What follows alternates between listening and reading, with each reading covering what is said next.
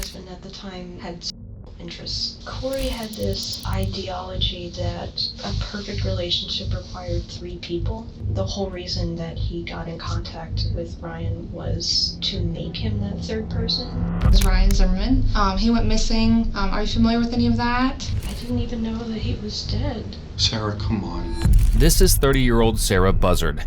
For the past 6 years, Sarah and her girlfriend have desperately tried to hide the murder of Ryan Zimmerman, the gay lover of Sarah's husband. But soon, horrifying details will come to light. She got a soup pot and put the head in it, partially because it was kind of a trophy for her. It started to smell a little funny, so we needed a better seal. Details that will slowly start solving the murder of Ryan Zimmerman. Because behind Sarah's seemingly innocent demeanor is a jealous and evil woman. Please just tell me the truth. We were both really scared. Had you already dumped some of the rest of the body? That was all we had left. Something is terribly wrong here. So please, just all I do is ask you, please just tell me the truth. In January 2016, the Mercer County Sheriff's Office received a call about human remains found in a wooded area off U.S. Route 127. When deputies arrived, they discovered dismembered remains with clean cuts at the neck, elbows, and knees, leaving no doubt this was a homicide. An anthropologist determined the remains belonged to a young adult male, roughly 20 to 35 years old, and between 5'7" and 6'1". Small patches of soft tissue suggested the body had been left there since late 2015. Despite using every tool available, including oxygen isotope analysis, investigators spent the next 4 years unable to identify the victim. But that changed in June 2020. A BCI analyst reviewing cold cases noticed that the Mercer County remains closely matched a 2015 missing person case from Columbus.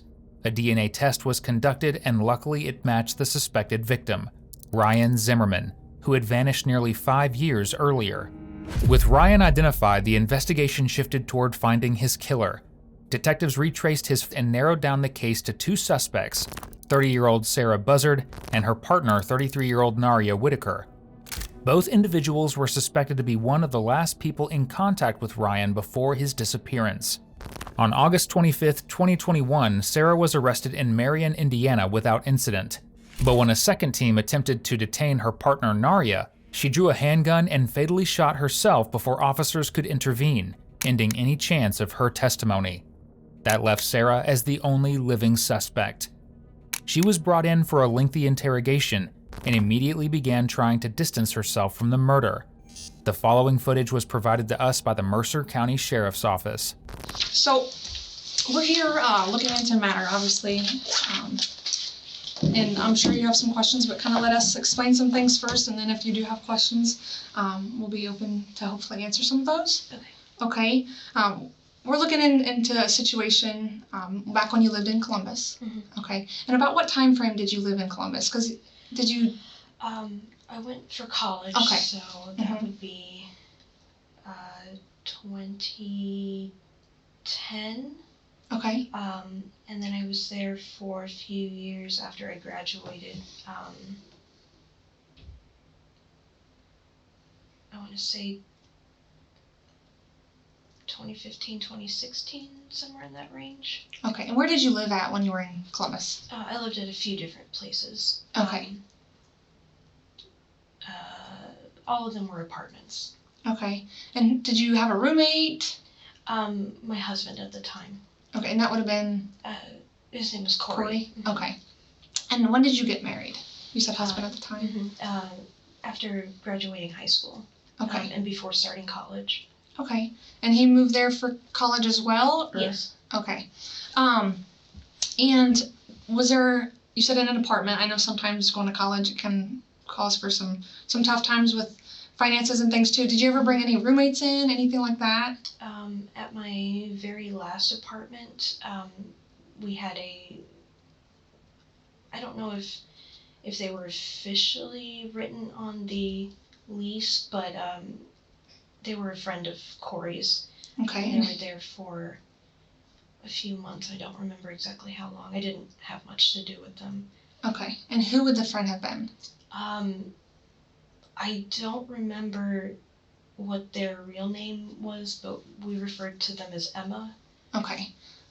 Could it have been Ryan? Possibly. Okay. And that's a little bit about why we're here, is to talk about Emma, also known as Ryan Zimmerman. He went missing. Are you familiar with any of that? No. Okay. So I guess, tell me what you know about Ryan. Or Emma, if you know him as Emma. Okay. It's a little bit of a touchy subject. My husband at the time had interests.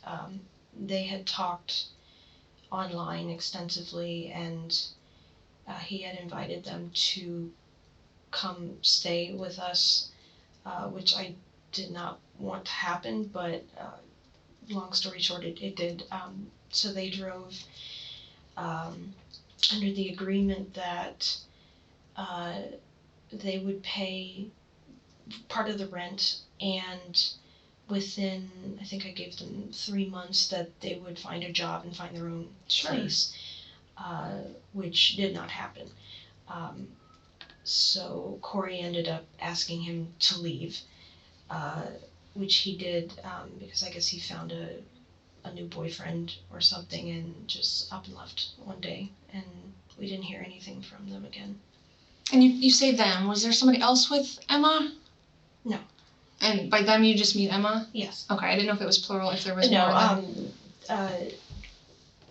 Ryan wanted to start hormone therapy, but I was a little uncomfortable referring to them as she, so we just used the they, them pronouns. Perfect.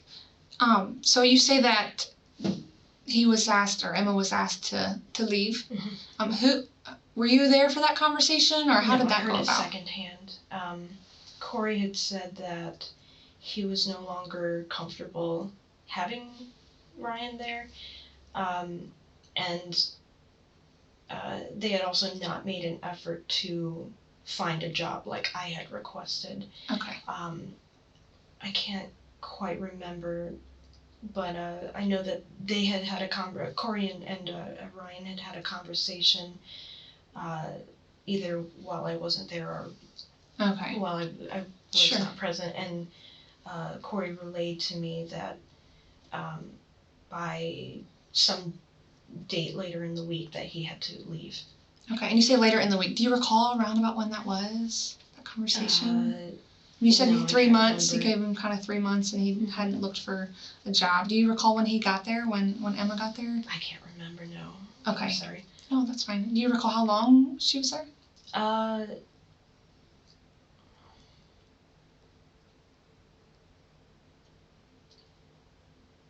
No, Okay. Yeah, I'm That's guessing fine. it's in that 2 I'd to rather 3 you months. tell me you aren't sure and not make something up. Does that make sense? Okay. So you weren't there for the conversation of that, but were you there whenever Emma did leave? Somewhat. Okay, tell me more about that. I know that they had tried to plead with me to give them another chance, but I said that I'd already given too many chances, and that it was Corey's call ultimately. And I remember them packing, and either I went to the store, I was in a different room, I don't remember,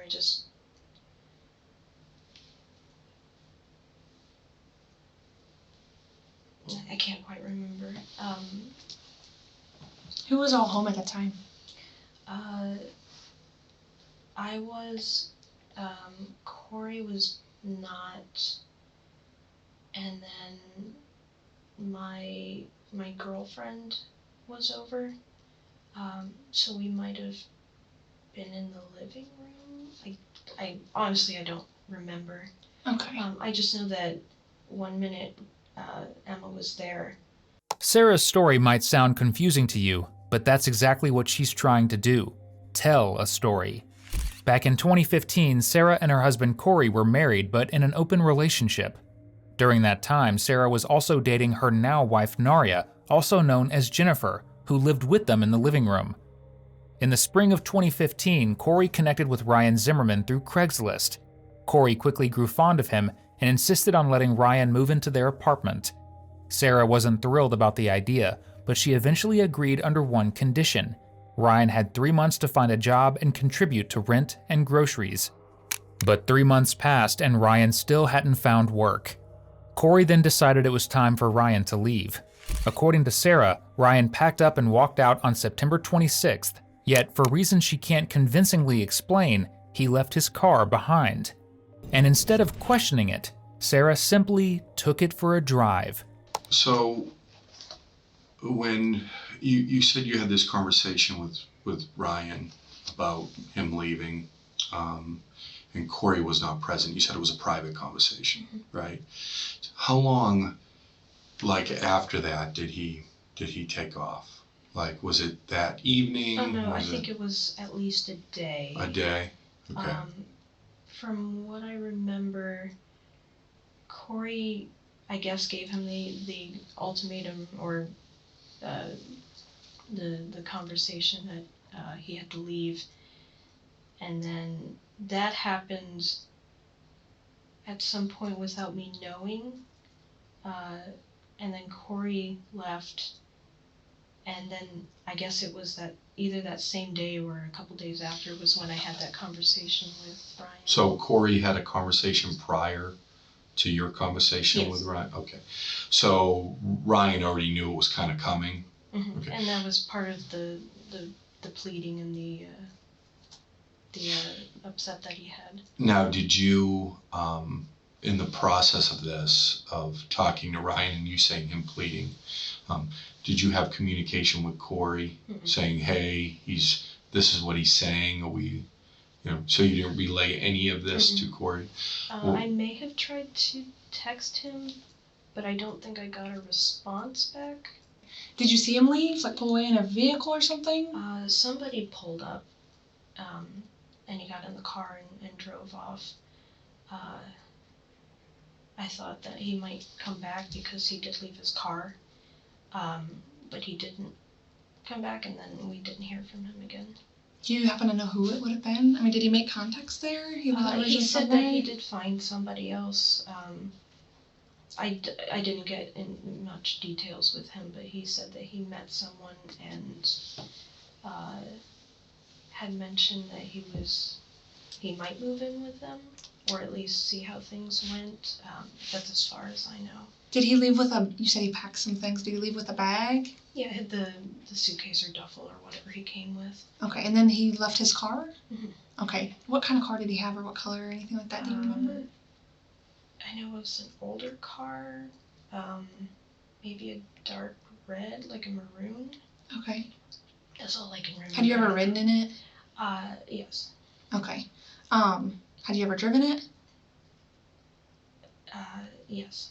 Okay. To the store or something, or when did you drive it? To a gas station, and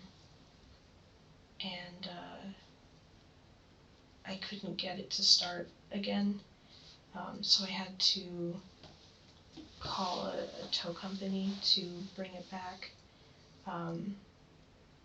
but I was embarrassed about it because I didn't really have permission to drive it. So did you drive it while he was still living there? No, this was after he'd left. After he'd left. Mm-hmm. Okay. And how did you get it started in the first place? If you want. It started fine. I noticed that it was low on gas, so I went to the gas station, filled it up, and then I couldn't get it to start again. Oh, okay. Were you by yourself during this? My girlfriend was with me. Okay. And then the wrecker came to get it? You said that you called a wrecker? I called a tow company. Okay. To bring the car back to the apartment. Okay. So did you see this tow company? Yes, I rode in the truck with them. Okay.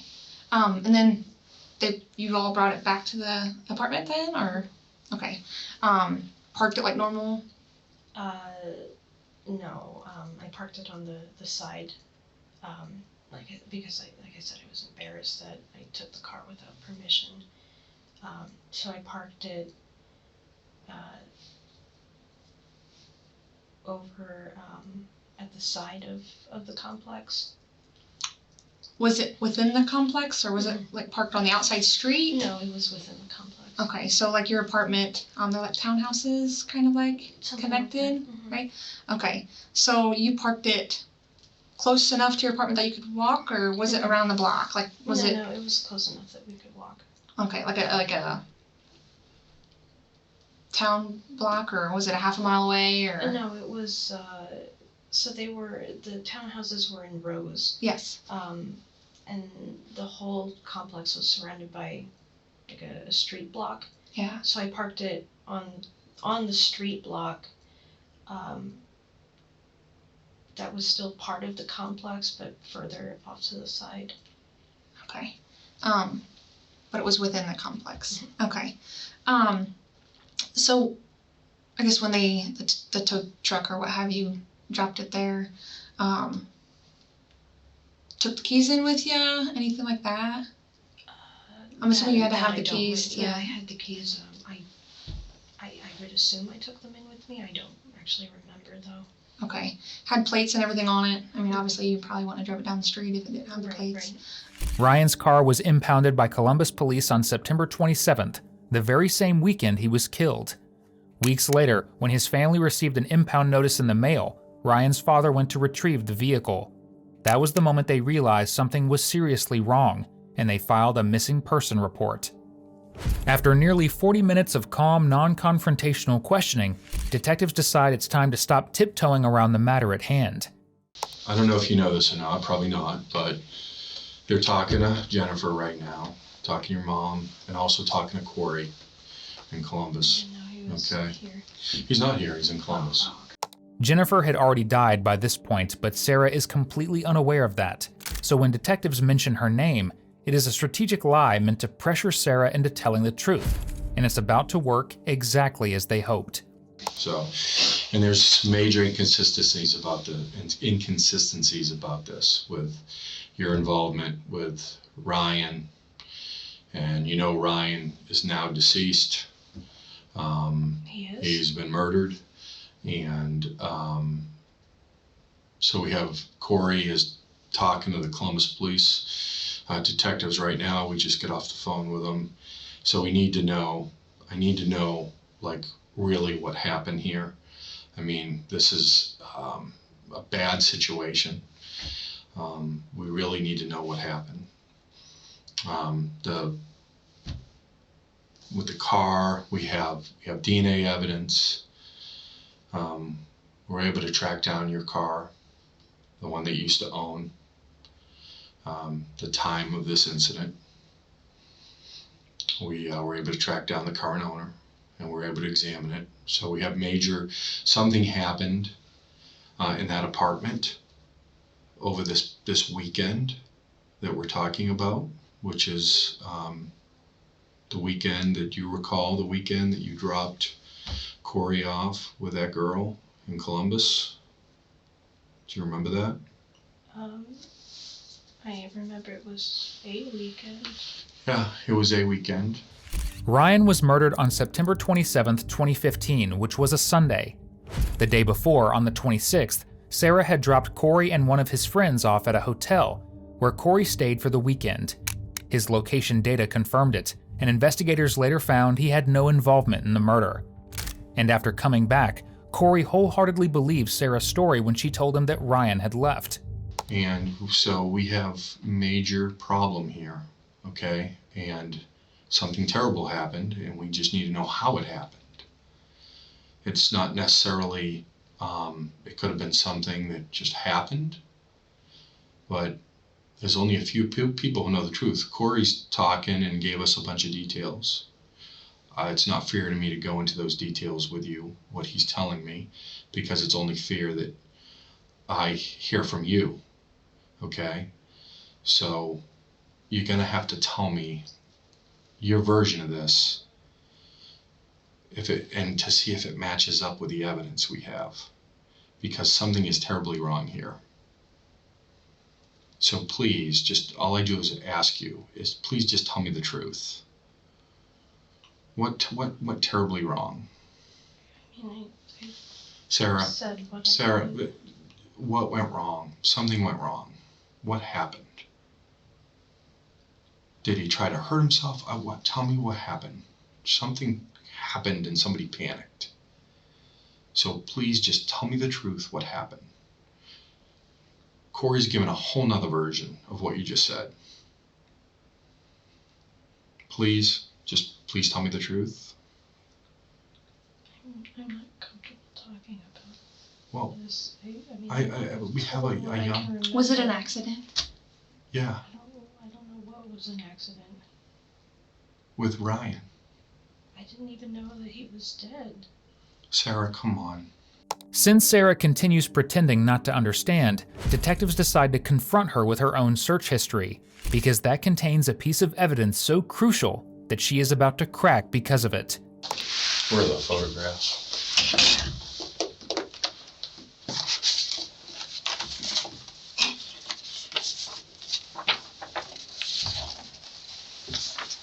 Where's your look familiar? That's in the car.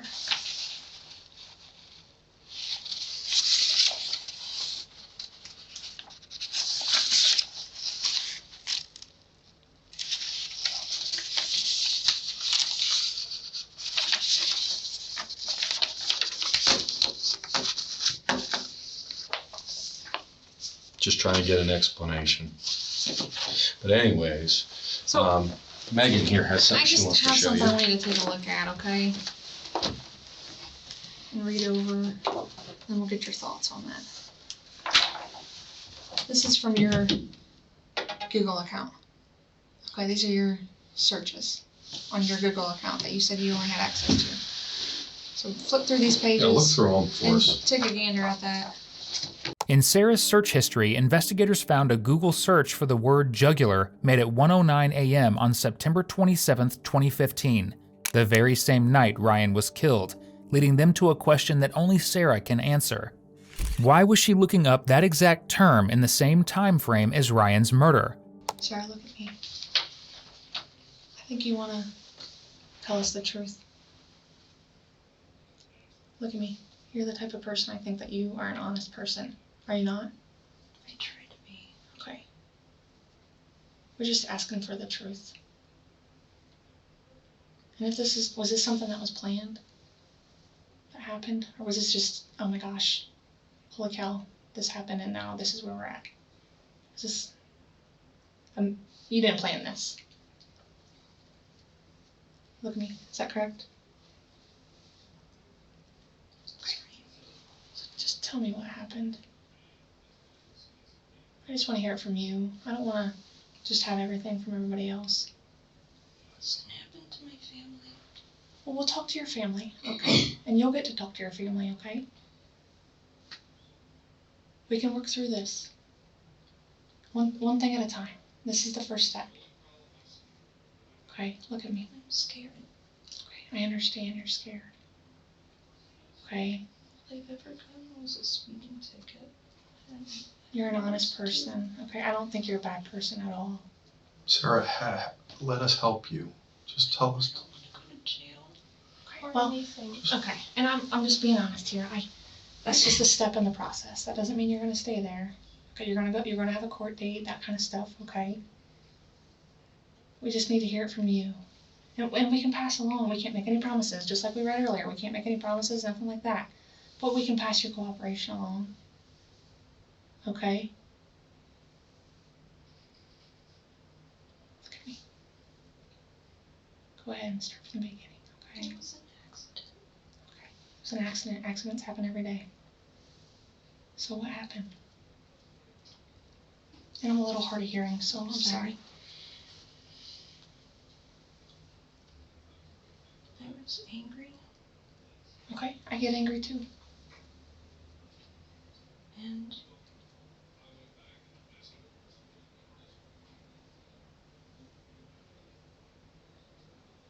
I knocked him down when he came out of the bathroom. And I choked him.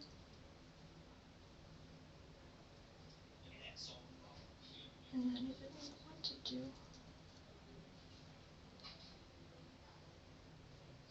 I've never done anything like that.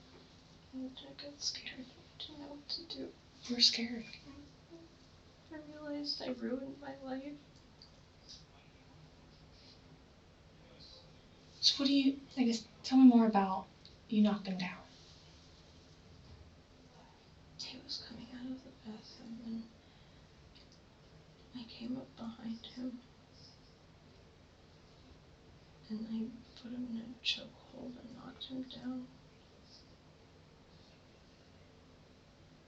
Did he pass out?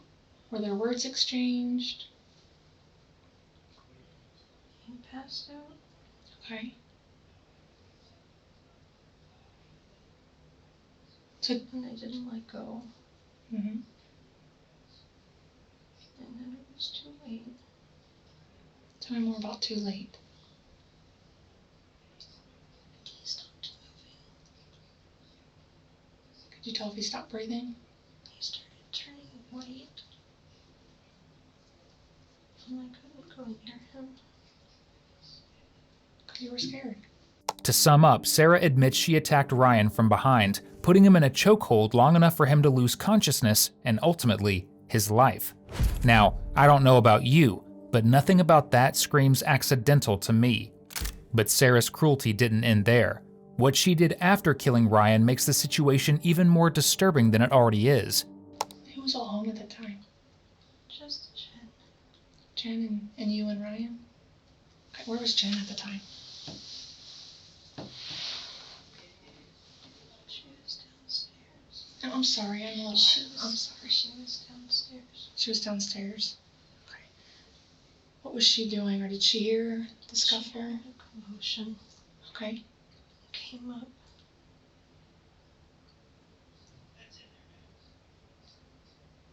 And she helped calm me down. And then we had to figure out what to do.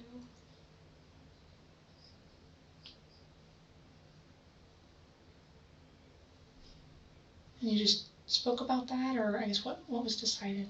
Obviously, we know what happened, okay? You're not telling us something we don't know. And I get it's probably hard to talk about. Okay, but these are the details that we need to hear from you. That way, it's not from somebody else. I had to figure out how to get rid of it. Mm-hmm. So what happened? And we cut it up. We being you and Jen? Was this when Corey was away at the hotel? Okay. So where did you cut him up at? Bathtub? What did you use? Some kind of salt. Where did that come from? I found it in the shed. So you each have your own shed there? Okay. During the investigation, officers revisited the old apartment, now occupied by new tenants. Even years later, they were still able to recover enough DNA evidence to confirm the crime had happened exactly the way Sarah described. But although Sarah gave a partial confession in this interview, it wasn't the whole truth.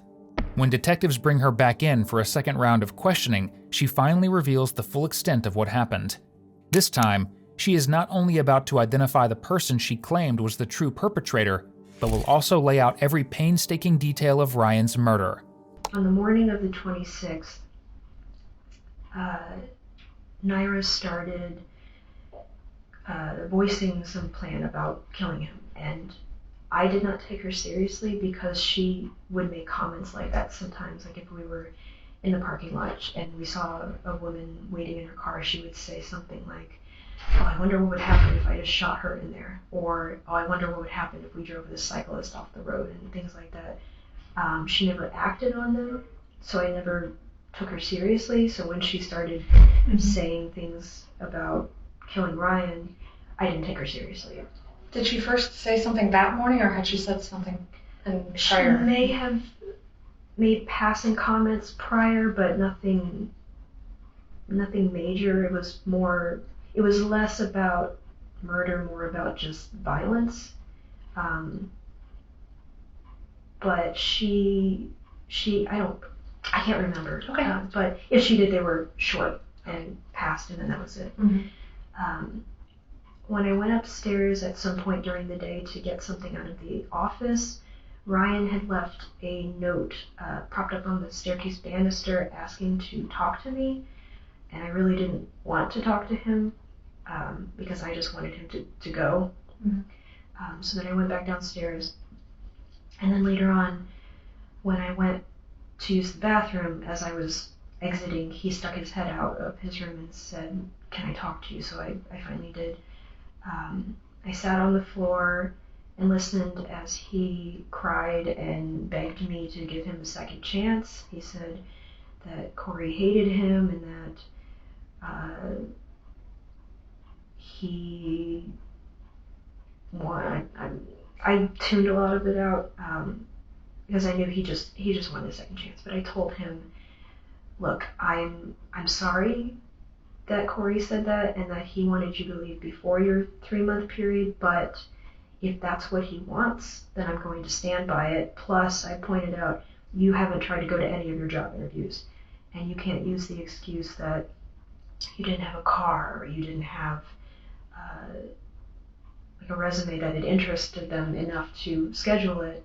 You just didn't want to go because you chickened out." And I said that I wouldn't do anything, that if that's what Corey wanted, then he would have to leave this weekend. Which is not what he wanted to hear, but he agreed to it. So then I left and went back downstairs and I filled in Naira on what he had told me. And that's when she went back to fleshing out their plan. I still didn't take her seriously, but I was starting to get worried because of how intricate it was getting. And then when she started gathering tools like trash bags, bleach, the handsaw from the shed, I realized she was serious. So I tried to talk her out of it, calmly at first, and then I started getting a little hysterical. And she told me that if I didn't help, that she was going to do it anyway, and that it was going to be a lot messier and a lot harder to get everything done by herself, and that Corey would probably come home before she was finished. So she said that she would just give me a small role to play, but she would do most of the heavy work. And usually at this point, the attorneys ask me, "Well, why did you do it? Why didn't you call the police? Why didn't you kick her out?" And it was because I loved her. I knew that she wasn't a good person. I knew that she was kind of borderline sociopathic. She liked to manipulate people, including me early in our relationship, but she was the only person who had been there for me through everything that Corey had put me through. And she was the first person that I actually felt like cared about me. Maybe not so much at this point in our relationship, but later on, she was fiercely loyal to me. Mm-hmm. And so I didn't want to lose her. So I agreed that I would help. In her initial interview, Sarah took full responsibility for the murder and minimized Jennifer's involvement. But in the second, her story has shifted completely. She now claims the entire plan had been Jennifer's idea from the start. While there is no direct evidence to support that claim, what is undeniable is that Sarah was deeply involved in every part of the crime. So in the evening, we waited until Ryan went upstairs to use the bathroom, and then we both went into the office. She had a rag that she dipped in bleach, and she had a bottle of vinegar next to her to add to it when the time came, because I guess they had some kind of chemical reaction and released some kind of poisonous gas. I don't really know, but she did the research for it. So when Ryan came out, I was waiting in the doorway of the office, waited until he walked down the hall, and then I jumped on him from behind, put him in a headlock and pulled him down to the floor with my body weight, so I could hold him while Naira came in and straddled him and then pressed the rag over his face. When he started making these guttural gasps, Naira let me get out from under him, and I curled up in the office and cried. I didn't want to look at her or him. I wish that I didn't have to do it, but it was done, and I was so scared and horrified, but there wasn't, I didn't stop. I didn't stop her. I didn't. What was a try to powerful do that. thing? Yeah. So I stayed in the office. I didn't know that she had put duct tape over his face until the prosecutors or you, or I can't remember, somebody told me that when they examined, there was duct tape on it. So I didn't see her do that. I'm guessing she did it to make sure that he wouldn't breathe if he wasn't fully dead. And then she asked me to help her move him into the bathtub, but I wouldn't do it. I said I didn't want to see his face. I couldn't bring myself to look at him. The only thing I could see were his calves sticking out, and his skin had turned white, so I knew that he had died. So I stayed in the office for a while until she did get him in the bathtub, and she had put a trash bag over his head and severed it, and then put that into the freezer so that she could deal with it later. And she started using and feet at the joint. And at that time, because I didn't have to see his face anymore, I came out to help, and she gave me his clothes, instructed me to put it in a trash bag while she worked.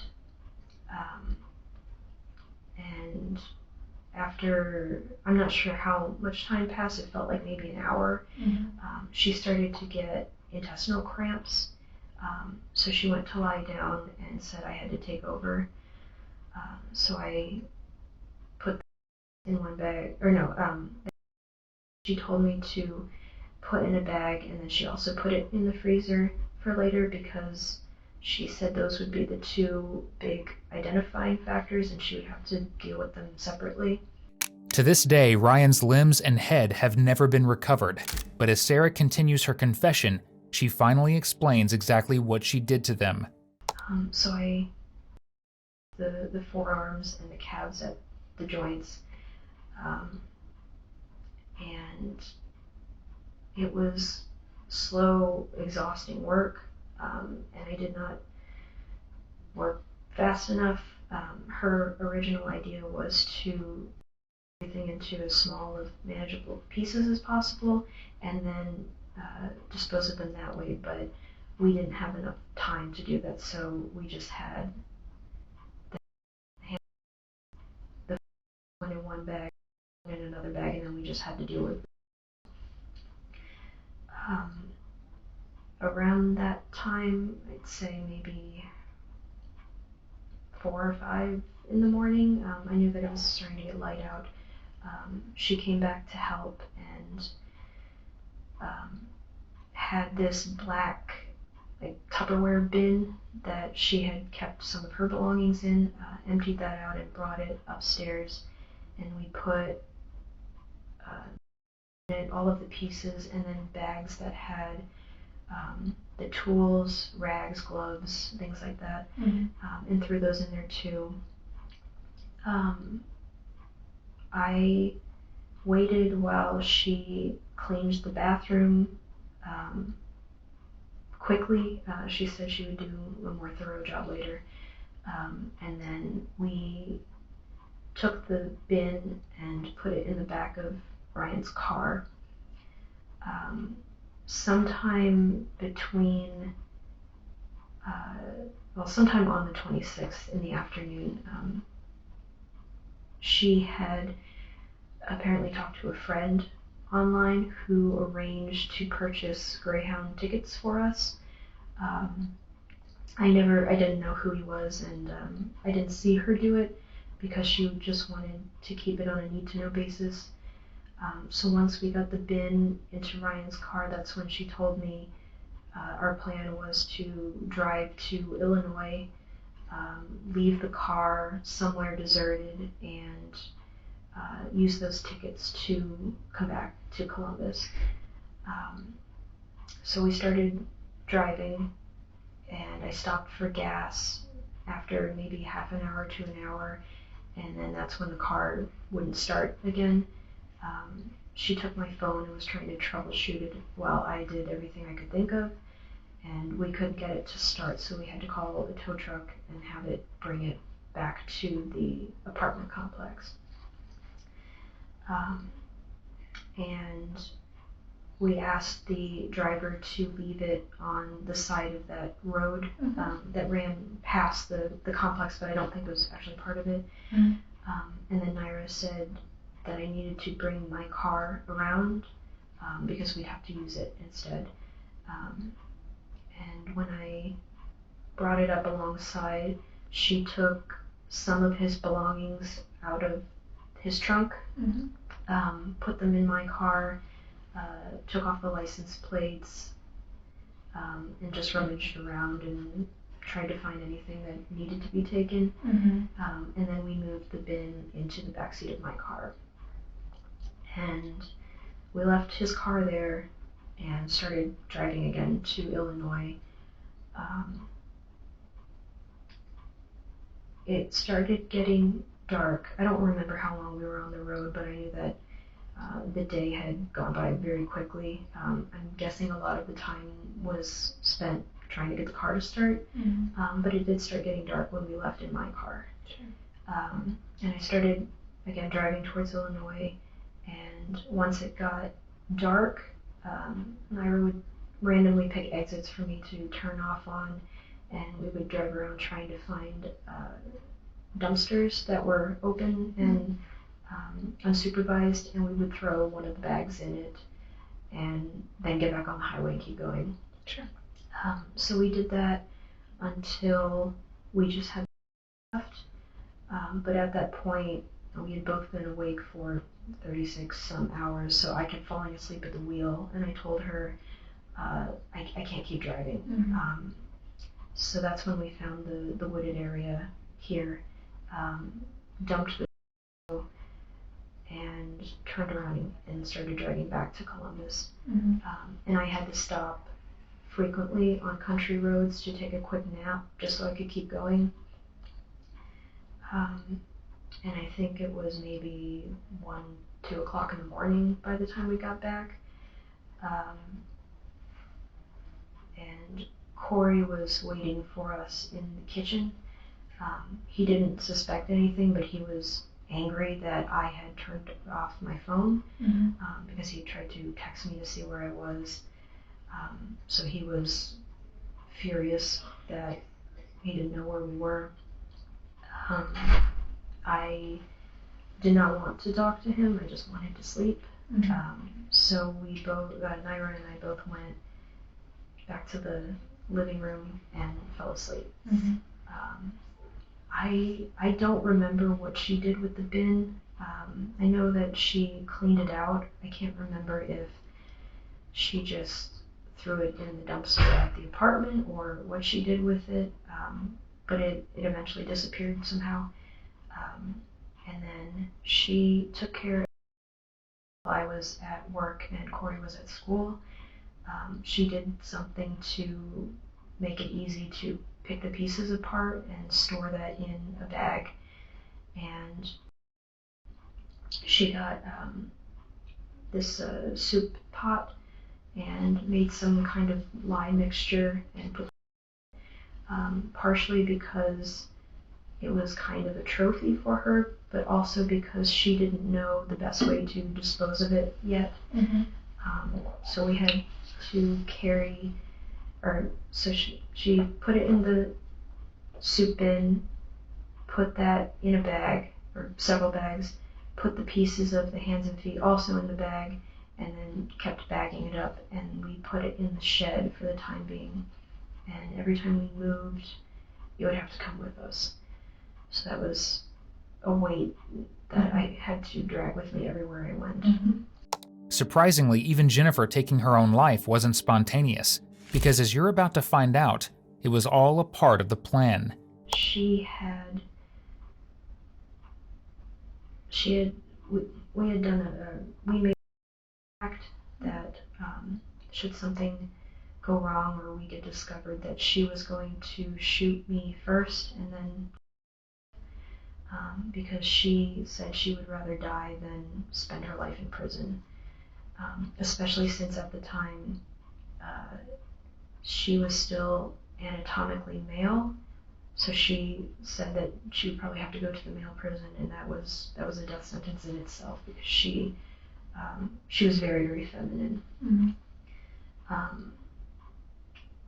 I agreed to the pact, but I was also scared because